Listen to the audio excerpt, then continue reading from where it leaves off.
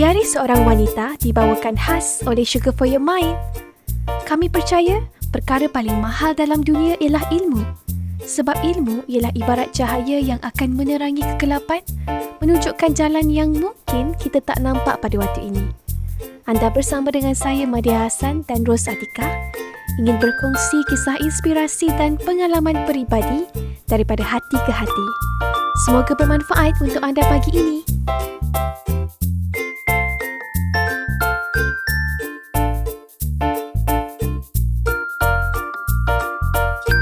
Hai semua, Assalamualaikum. Anda bersama dengan saya, Madia Hassan dan Ros.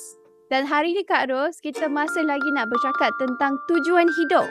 Sebab kata Ustaz Fahrul, hidup tanpa tujuan ibarat kita main bola di padang bola tapi tak ada tiang gol. Betul. Jadi kucak-kacir hidup kita.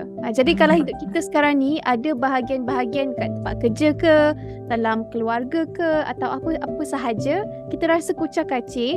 Jom kita sama-sama muhasabah diri dekat mana tujuan kita. Tujuan dalam erti kata lain, niat.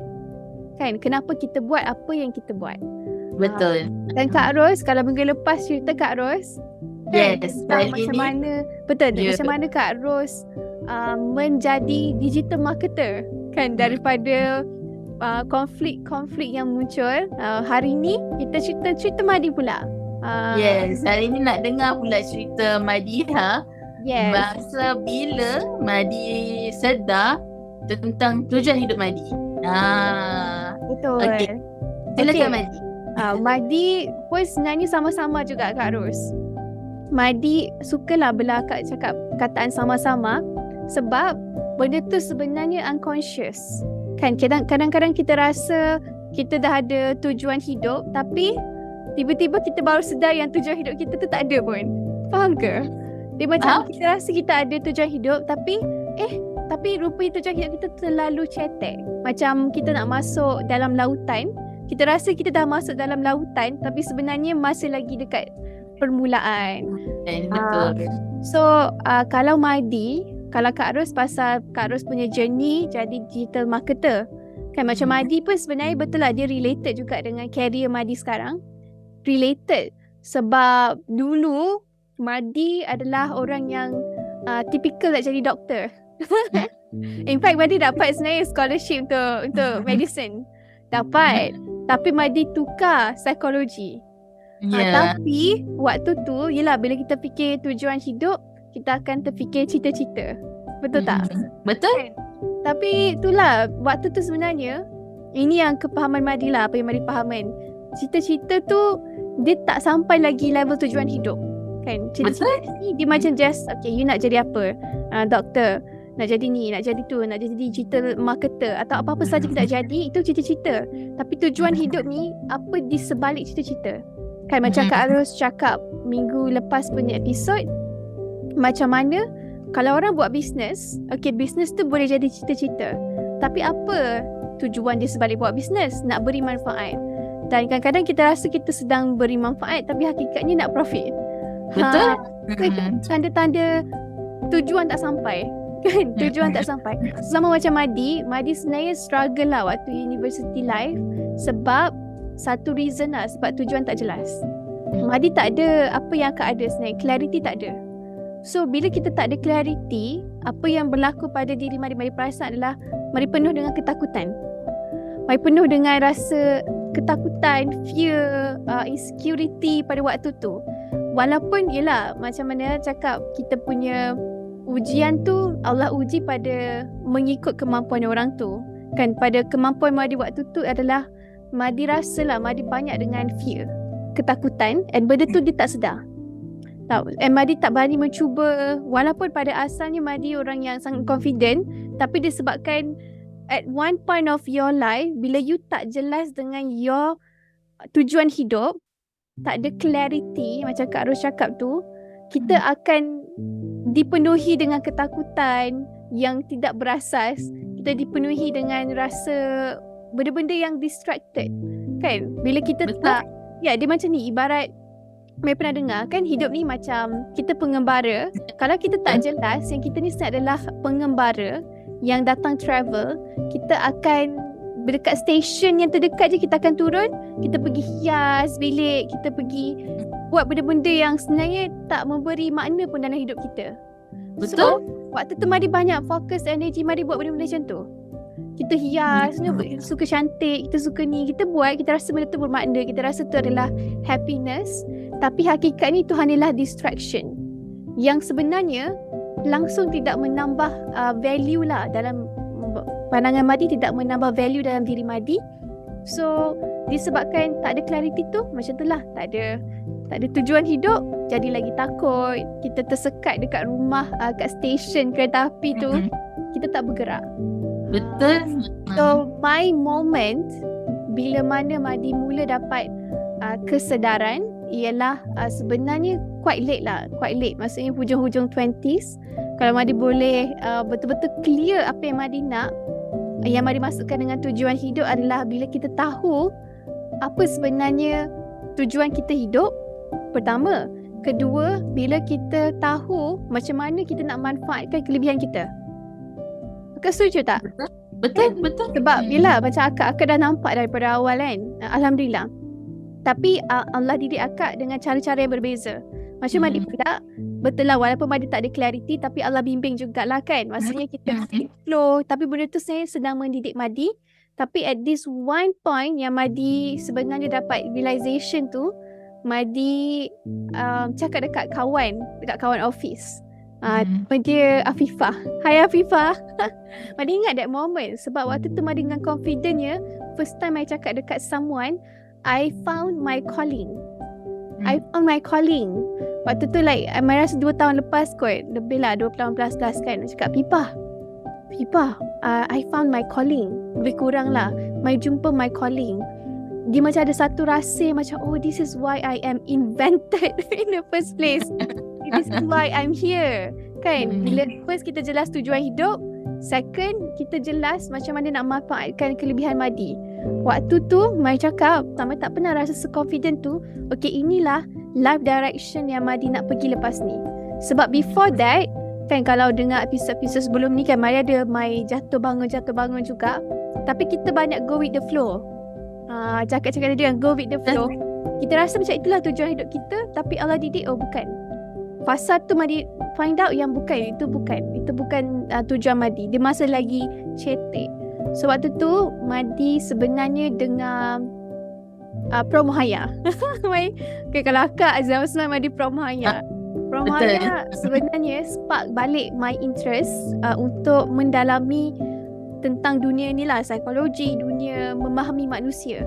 Sebab Madi, ni pandangan Madi, orang lain boleh tak setuju, tapi ni pandangan Madi. Madi rasa Promohaya adalah orang pertama dalam hidup Madi yang Madi jumpa dan Madi follow lah. Maksudnya mungkin ada orang kat luar yang Madi tak sempat follow lagi, tapi Promohaya adalah orang yang pertama yang berjaya memudahkan pemahaman psikologi sampai level practicality. Betul? Itu pandangan Madi. Kan, itu my journey. Sebab Mai sebelum ni, walaupun Madi adalah pelajar psikologi, tapi Madi sendiri tidak boleh mempraktikkan apa Madi belajar. Bagi Madi benda tu, this is my journey. Mai tak boleh nak praktikkan, Mai tak nampak apa relationship. Okay, Madi belajarlah purpose of life ke apa, tapi benda tu dia very abstract. Macam buku teks, susah. Faham? Setuju. So benda tu yang buatkan Madi stuck kan. Walaupun Madi belajar psikologi, tapi Madi sendiri tak memahami psikologi diri sendiri ya. Kelakar tak? Proses belajar kan. So, tapi benda tu sebenarnya the truth lah juga. Banyak juga Madi pernah dengar ada orang dia buat psikologi, dia ajar orang, tak kisah psychiatrist ke apa, tapi diri dia sendiri dia tidak berjaya praktikkan. Itu sangat penting sebelum kita macam kita ni lah, macam Kak Ros, kita apa semua kan, Madi sendiri, kalau kita nak mendalami ilmu ini, kita kena betul-betul kenal diri kita daripada sudut tu lah. Kan kita memang kena menjalani satu proses naik turun sendiri. Macam Madi pernah baca satu buku ni, psychiatrist digalakkan untuk diorang sendiri kena masuk terapi dulu sebelum diorang start bagi terapi ke orang. Kalau tak, diorang akan ada bias. Diorang akan ada banyak perception yang akan sebenarnya boleh merosakkan satu terapi tu. Dan arti kata lain, kalau kita nak mendalami ilmu ni, kita kena betul-betul kenal diri kita. So, balik pada cerita, Puan Muhaya orang pertama yang Madi spark my interest. This is why Madi belajar psikologi. This is why Madi belajar psikologi. Walaupun Madi tak cakap benda tu out loud, this is why Madi decide waktu awal tu Madi nak tukar ke psikologi. Madi sepatutnya memang buat medik. Buat medik, tapi Madi tukar second year buat A-level. Waktu before, kalau orang yang buat A-level, dia ada tahun pertama, tahun kedua. So before nak masuk tahun kedua tu Madi tukar. So waktu tu memang life decision yang quite berani lah Madi buat kan. Sebab dia macam waktu tu Madi, bila Madi tengok live doktor kan, Madi rasa macam, is this the life that I want? Waktu tu Madi start question. So disebabkan Madi question tu lah yang Madi macam decide untuk no, Madi kena ambil psikologi, and Madi memang minat psikologi. So Madi buat dan tukar. Tapi along the way I lose myself kan, sebab Madi tak berjaya praktikkan psikologi. Dan juga life happen for you to learn macam mana Madi tukar career apa semua. End up Allah datangkan balik, disebabkan ujian Madi hadapi tu, Allah letak Madi balik ke jalan yang sepatutnya. So for me, that was a big moment in my life when I realised, okay, this is my calling. I found like macam inspiration yang so resonate dengan Madi. Akak tahu ke? Dia macam like, dia macam resonance, macam resonate with you. You can feel it. This is me. This is what I want to be. This is why I wanted to do psychology. Macam tu lah. So for me lah, Madi setuju dengan akak punya statement. Setiap fasa kehidupan tu Allah sebenarnya sedang mendidik kita sesuatu, dan kita kena trust the process. Dan kalau itulah tujuan hidup kita, dari segi menggunakan kelebihan kita yang sebenar, dia macam mana benda tu jadi juga. Kita lari macam mana pun, dia takkan lari gunung dikejar, sampai juga. Betul. At least itu yang Madi nampak sekarang lah. Lepas tu Madi sekarang ni berada di sini. Macam itulah. So itulah proses Madi kenal apa potensi diri Madi sebenarnya. Dan sebenarnya Madi secretly bersyukur sangat-sangat, sebab selama 3 tahun yang lepas, walaupun kadang-kadang Madi komplain dekat orang sekeliling kan, dengan kenapa macam ni macam tu kan, it's a process for me lah. Sebenarnya Madi tengah belajar, tapi sebenarnya disebabkan proses tu akak, Madi berjaya belajar faham psikologi to the next level, more than apa yang Madi belajar waktu Madi belajar formally. So Allah sebenarnya sedang mendidik Madi untuk belajar secara tidak formal. melalui kesakitan sendiri. So itulah bila bercakap tentang tujuan hidup tu, dia ada 2. Menggunakan kelebihan diri, which is Madi rasa this is me lah now, yang Madi tunjuk dekat social media, dekat melalui podcast Dia Seorang Wanita, melalui Gen 5am, melalui Sugar for Your Mind. This is what I like to do. Sebenarnya sangat so true. But I don't know lah kalau in future tiba-tiba Madi berubah fikiran.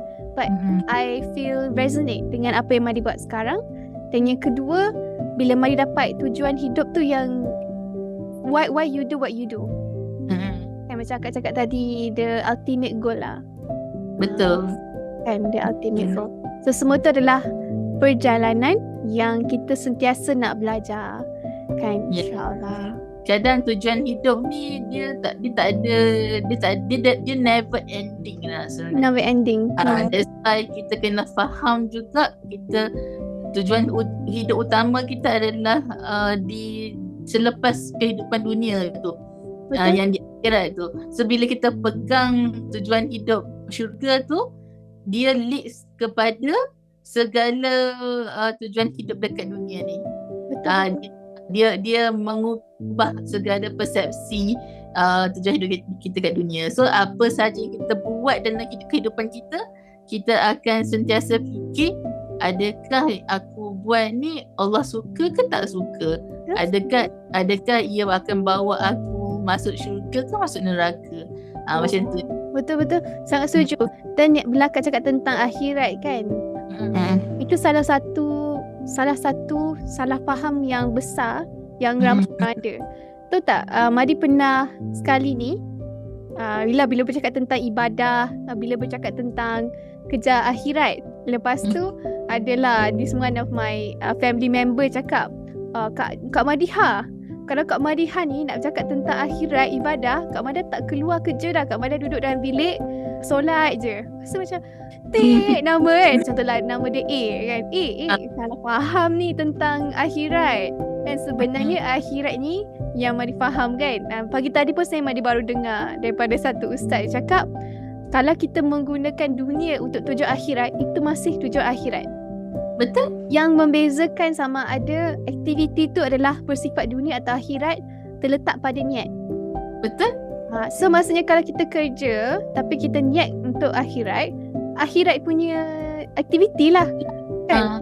Tapi kalau kita macam beribadah pun tapi kita niat tu untuk dunia kan. Contohlah pada awalnya kita buat bisnes, kononnya niat betul, tapi pertengahan tu tiba-tiba kita dah ada kuasa, kita tak boleh nak let go benda tu sebab kan ni lah ketamakan, benda-benda yang biasalah bila dah berada di level tinggi kita tamak, yang kita takut. So benda tu dah jadi aktiviti dunia kan. Macam Kak Ros cakap kan, setiap journey tu kita mesti double check kita punya niat, punya tujuan. Betul. Even zaman sekarang ni pun lagilah tricky lah, lagi mencabar. Sebab terlalu ramai juga, ini isu semasa lah kan. Terlalu ramai juga orang menggunakan sentimen agama untuk dunia. Itu pun sudah banyak lah. Dari segi bisnes ke, dari segi kehidupan ke, sangat banyak. Jadi dia bukan kata bila kerja akhirat tu bukan bermakna kita duduk rumah tak keluar-keluar. Baca itu ekstremis. Jadi itu ada dalam hadis Nabi, bagaimana Saidina Umar Al-Khattab, sahabat baik Nabi, dia waktu tu dia masuk masjid dan dia tengok ada sekumpulan orang Islam ni tengah khusyuk beribadat dekat dalam masjid tu lah, dengan mengaji ke, solat sunat semua kan. And then dia pun tanya, adakah kamu semua tidak bekerja hari ini kan, macam tidak keluar bekerja, adakah kamu semua tiada keluarga, sebab aku nampak kamu sepanjang masa di masjid, dia kata macam tu. Saidina Umar ni sahabat baik Nabi, mana orang paling dekat dengan Rasulullah kan. So mereka yang tengah ibadat dalam masjid ni bagi tahu bahawa mereka nak fokus ibadah kepada Allah, sebab mereka nak cinta Allah, nak Allah cintakan mereka lah. Jadi mereka tinggalkan semua yang dunia tu, maknanya kerja, tinggalkan keluarga dia, tinggalkan. So apa Saidina Umar buat? Saidina Umar marah. Faham. Saidina Umar marah. Dia kata ya, itu bukan ajaran Islam yang sebenar lah. Sebab Islam, kita ada hak kita. Kita ada 3 hak. Kita ada hak kita kepada Allah, hak Allah terhadap kita, hak diri kita terhadap diri kita sendiri, dan hak keluarga kita terhadap diri kita, dan juga hak sahabat lah, mana orang-orang masyarakat terhadap diri kita. So maknanya kita kena bahagikan, kita kena menunaikan hak orang semua tu dalam diri kita, bukan semata-mata dengan ibadah sahaja. Apa saja kita buat, kalau niat kita adalah kerana Allah, ibadah itu adalah untuk akhirat kita, insya-Allah. Betul deep kan. Sangat setuju. Benda tu sangat confusing, yang daripada dulu lah, even Madi sendiri pun mengalami journey di mana Madi tak faham benda tu kan. Sebab tu orang takut bila cakap pasal akhirat, orang takut nak jadi lebih beriman. Itu salah faham kan. Kalau beriman, jadi berusaha untuk jadi lebih beriman lah, maksudnya lebih yakin. Nak tingkat keimanan, nanti hidup jadi susah kan, hidup jadi ni, jadi tu. Itu macam antara salah faham lah yang Madi baca juga kan, bila bercakap tentang memperbetulkan tujuan hidup. Kak Ros, ada satu benda yang Madi rasa Madi nak mention jugalah tentang, bila cakap tentang tujuan hidup kan, my journey. Antara benda yang Alhamdulillah yang Madi rasa, benda ni Madi belajar before, bila kita belajar before kita buat sesuatu, dia boleh mengurangkan kita buat salah. kan. Betul. Dan bila kita belajar, ini Imam Syafi'i cakap kan, jika kamu tidak sanggup menahan peritnya belajar, maka kamu akan menanggung peritnya kebodohan. Betul. Kan? Deep kan? Jika kamu tidak sanggup menanggung peritnya belajar, maka kamu akan menanggung peritnya kebodohan. Betul. Sebenarnya sangat betul. So, Madi, ini antara benda yang Madi buat kan. Madi just nak share je. Bila bercakap tentang tujuan, Madi pun buat apa yang akak buat. Maksudnya 100 impian. Madi dah buat tu in fact 2-3 kali. Dan Alhamdulillah lah, betul lah Kak, kita kena trust the process. Kita set impian, tapi janganlah kita strict, aku kena capai impian ni, sampai betul buat kita stress dan tertekan bila tak capai. Kita kena trust the process. Tak semua jalan yang kita suka tu yang terbaik untuk kita. Kita kena trust the process. Tapi macam Madi, sebagai seorang wanita, sangat mudah untuk kita fokus kepada impian kita, kan, bila bercakap tentang tujuan hidup. Tapi tujuan hidup yang sebenar-benarnya ialah you really clear dengan your end goal. Bila kita clear dengan end goal, kita ingatlah hidup kita ni memang kita akan mati one day. So apa priority dalam hidup kita? Apa priority dalam hidup kita? Itu pun kita nak double check. So sebelum ni Mai tak ada ilmu pasal benda tu. Lepas belajar baru ada ilmu. Okay, apa yang Mai maksudkan adalah dalam perkahwinan, tadi akak cakap anak kepada ibu bapa. Madi sendiri, Madi sangat kena ingatkan diri untuk sentiasa berhati-hati dalam apa yang Madi buat. Sebab tu kadang-kadang Madi belah malam, Madi hati-hati sikit untuk ambil apa-apa. Yelah, even orang nak Zoom ke belah malam ke, Madi tolak. Sebab apa? Dalam kita nak mencapai impian pun, Madi ingat, okay, tujuan hidup aku nak mati nanti, nak mencari redha Allah, apa semua. So apa yang dimaksudkan dengan redha Allah kan? Apa yang Allah suka untuk seorang isteri. So macam Madi, antara prioriti hidup Madi adalah suami. Betul. Keluarga kan. So bila Madi jelas benda tu pun memperbetulkan tujuan hidup Madi. Dalam apa-apa Madi buat, Madi tak boleh nak sacrifice my family time. Betul. So benda tu akak, Madi rasa lah, bila Madi belajar benda tu, benda yang sangat-sangat penting orang selalu terlepas pandang. In fact akak, ada beberapa orang yang Madi coaching kan before this, perempuan lah, Madi just nak mention cerita kisah sebenar. Bila bercakap bangun pukul 5 pagi pun, benda tu bagus. Tapi kalau suami tak reda, hati-hati. Kan? Betul tak? Bangun pagi, pukul 4 pagi, 5 pagi, tapi benda tu kalau mengabaikan dia efek, suami tak reda, dia tak happy tau. Sebab bila dia tidur awal, lepas tu macam-macam lah yang menyebabkan dia orang ada pergaduhan dan argument, kan? So benda tu saya boleh diselesaikan dengan cara baik, tahu. Tapi banyak wanita sebabkan dia nak beribadah, kononnya nak memberi tujuan, tapi terlupa prioriti tujuan dia lebih utama adalah suami dan ibu bapa semua kan. So you dahulukan benda ni, sebenarnya hidup kita lagi smooth. Betul. Kan? Kadang-kadang kita rasa how kita tu yang terbaik, perancangan kita yang terbaik, tapi sebenarnya Allah sebaik-baik perancangan Allah lagi terbaik untuk kita. So secara logik ni kita rasa kalau aku bangun pukul 5 pagi, pukul 4 pagi setiap hari aku akan berjaya. You know. But Allah says, Allah give guideline, anything you do kan, untuk wanita, reda ibu bapa, reda suami tu sangat penting. So you just follow benda ni.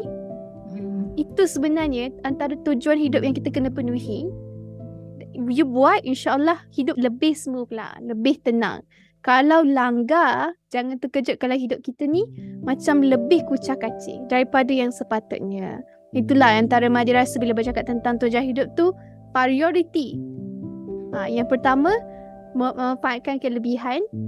Yang kedua, know your priority in life. InsyaAllah hidup kita akan lebih mudah. Macam itulah. Kak Ros, that's why juga akak pun berpegang lah bila kita dah melalui proses hidup ni. So Alhamdulillah, finally akak lebih jelas dengan tujuan hidup. Bila akak berpegang, tujuan hidup kita nombor 1 adalah Allah, nombor 2 adalah Rasulullah, nombor 3 kalau dah berkahwin, suami, maknanya redha suami, ataupun kalau belum, ibu bapa, ataupun yang lain-lain tu barulah kita decide sendiri apa prioriti kita. So 3 ni 3 tangga teratas ni jaga. So kita akan jelas dan kita akan selamat lah, insyaAllah. Selamat dunia, kita selamat akhirat. Kita hidup ni pun kita nak selamat. Kita nak selamat ke tujuan akhir kita.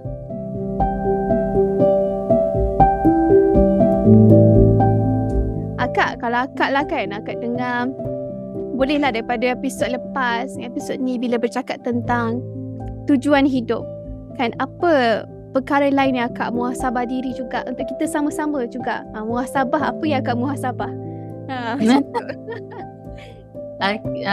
Every day akak mesti panggil fikir apa yang aku buat hari ini yang bagi manfaat untuk diri aku dan juga untuk orang lain pada hari itu. So akak kalau dulu kita start dengan 100 impian, kita dah jelas 100 impian kita tu.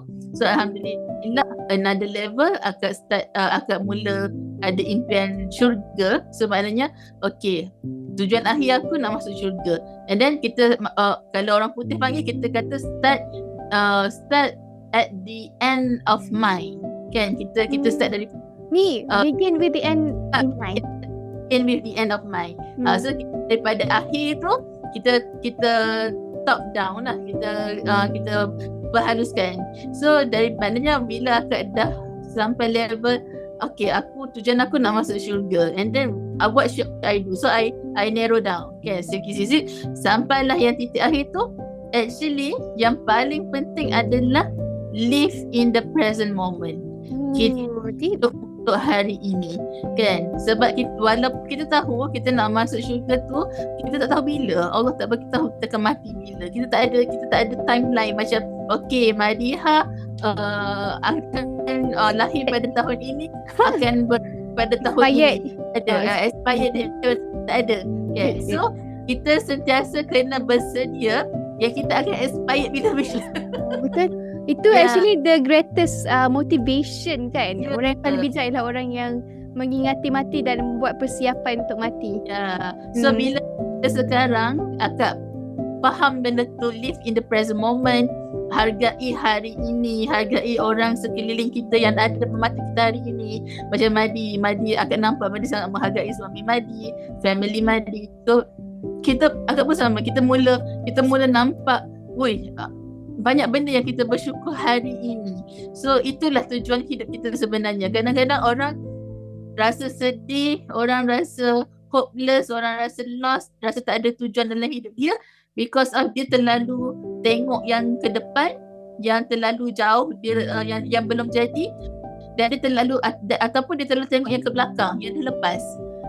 So betul. Kita kena belajar cut yang terlalu ke jauh. Yes, kita ada goals 10 tahun, 100 tahun sekalipun, tetapi setakat tu macam Dr. Azizan ajar, tutup buku, dah tulis 100 impian tu, tutup buku, 5 tahun kemudian tengok mana yang dah capai, mana belum. Okay, kalau dah capai, apa buat, apa yang kena improve, macam tu, kan. Yang ke belakang benda dah lepas, tak boleh nak ubah dah. So kita nak menangis selama mana pun, benda yang lepas kita tak pernah ubah dah. Jadi buang, maknanya move forward. Maafkan apa yang dah berlaku kat belakang, move forward. Kita hidup pada hari ini. Macam hari ni alhamdulillah kita boleh record dari seorang wanita, kan, akak kenal Madi. So alhamdulillah banyak benda yang kita boleh bersyukur hari ini. Jadi itu yang akak pegang sekarang, so that kita sentiasa enjoy every moment hidup kita tu. Alhamdulillah aku masih bernyawa, aku bernafas, aku tak sakit, kan. Aku masih banyak benda yang nak bersyukur. So ingatlah, Allah janji orang yang bersyukur, paling banyak bersyukur, Allah tambah lagi nikmat. Dan sebenarnya Allah memang dah bagi tahu manusia dekat atas bumi ni sangat sedikit bersyukur. Jadi kita kena sentiasa remind ourselves, aku tak nak jadi manusia yang sikit bersyukur tu. Aku nak jadi manusia yang banyak bersyukur tu. Dan percayalah, bila kita bersyukur, nikmat bertambah. Macam tu lah. Sangat setuju. Wow, deep. Yes, betul. Sebab bila bercakap tentang tujuan hidup ni sebenarnya besar kan topik dia. Dan Besar. Dan Kak Ros ada share dia punya how juga tadi kan. Macam tulis impian. Dan Kak Ros pun ada cakap tentang bagaimana untuk kita betul-betul memenuhi tujuan hidup kita, kita memang kena bersyukur. And betul-betul live in this moment, bukannya ke belakang, bukannya ke depan. Dan sebenarnya ada beberapa yang mai dengar lah kan, antara orang cakap kalau depression, kita ini memang pukul rata lah Kak Ros kan. Kalau depression, kita hidup di masa lepas. Kalau anxiety, kita hidup di masa depan. So dalam hidup kita memang kena balance. Kita memang tak boleh lari. Kita memang akan ada masa depan yang kadang-kadang menakutkan kita, masa lepas yang kadang-kadang menyakiti kita. Tapi kita nak always push ourselves dan tanya diri kita apa tujuan hidup kita yang sebenar, kan? Dan tujuan hidup kita yang sebenar yang Kak Ros cakap tadi, mati tu begin with the end in mind, kan? Lepas mati apa jadi dengan aku, kan? Benda tu memang proven lah, sebenarnya sangat proven. Dan banyak penulis, banyak pengkaji di luar sana yang memang setuju orang yang ingat mati ni, orang yang ingat afterlife ni adalah orang-orang yang memang dia tak akan buang masa. Dia tahu betapa berharganya masa, kan? Kalau macam Madi, antara benda lain yang Madi muhasabah diri, Madi sukalah akak bagi tips tu. Saya rasa tips tu very simple. Tulis your tujuan hidup.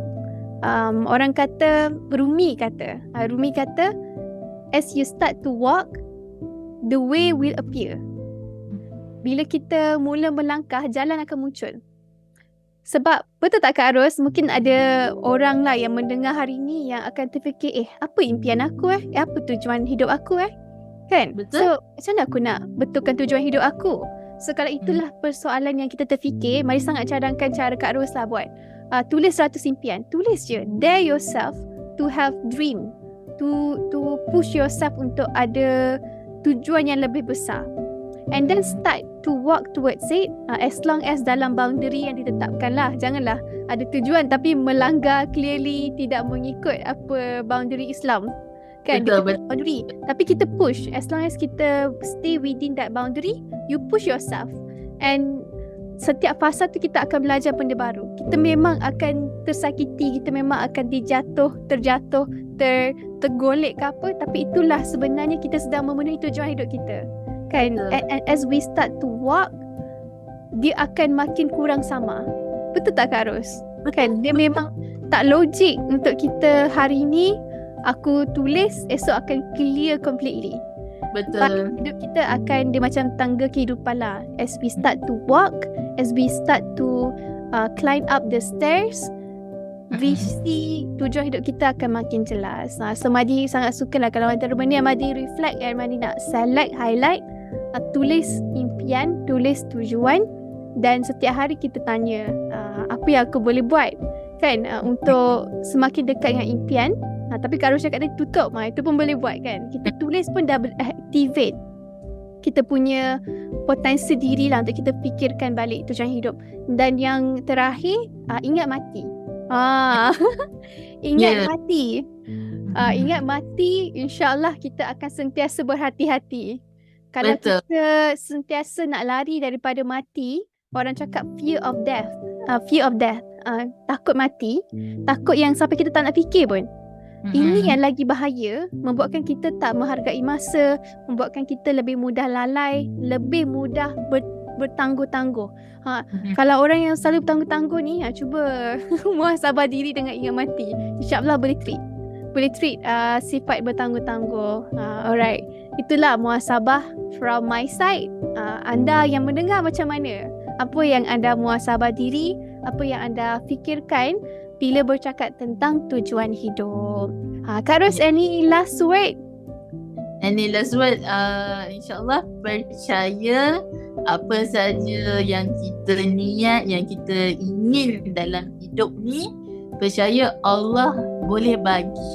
Tetapi bukan dengan cara kita nak exactly dia dapat 100% no. Kita kena letak kepercayaan Allah lebih tahu segalanya, apa yang baik dan apa yang buruk untuk kita, kita minta dengan Allah, tetapi kita reda dengan apa saja yang Allah bagi. Itu penting supaya kita tenang, jiwa kita tenang. Kalau tidak, kita akan sentiasa tak puas hati. Kenapa aku tak dapat lagi? Kenapa aku tak dapat lagi? Macam tu. Bila kita tenang, Allah bagi ke tak bagi ke, kita sentiasa tenang. InsyaAllah, percayalah, Allah dah janji, siapa-siapa hamba dia yang minta, dia pasti makbulkan. Apa saja yang kita doa, Allah pasti makbulkan. Kalau tak dunia, dekat akhirat, insyaAllah. Good reminder. Betul lah, good reminder. Kalau baik buruk, kita terima. Kan, baik buruk kita terima sebab kita yakin itulah yang terbaik untuk kita. Alright, thank you Kak Ros dan Madi. Semoga kita hari ini memperhalusi tujuan hidup kita. Dan jumpa lagi untuk episod akan datang bersama saya Madi Hassan dan Kak Ros dalam Diari Seorang Wanita. Bye. Bye.